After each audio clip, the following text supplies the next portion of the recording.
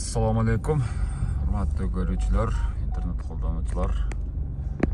Ош шаарындагы Масабиев көчөсүндөбүз. Бул ушул келечекке бурулган жерде. Ол трактор жөнүндө айтайын деп атам да. Бул трактор Зеленхоздун трактору.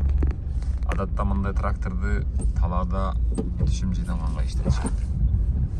Анан бизде болсо монтип азыр мусор жыйнаганга иштетишет да.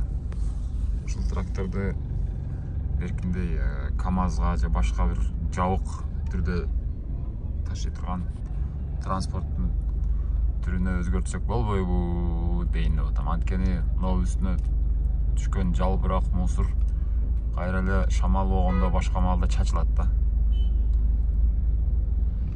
Ушундай. Зеленхоздун балдары иштеп атышат азыр. Башка компактныйраак бир техника алып берсе болбойбу деген. Негизи жүктөгөнгө делеген кайсыз көрүп атпайсыздарбы? Шаардын ичинде тем более бул трактордон мындай көп түтүн чыгат.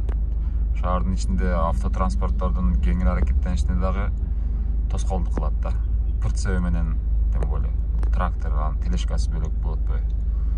Азыр мен мисалы үчүн биринчи линиядан бурулушум керек эле оңго карап, Набай көпүрөсүнө карап. Булар эми жүктөп атат, эми трактор тележкасы менен коюп алып.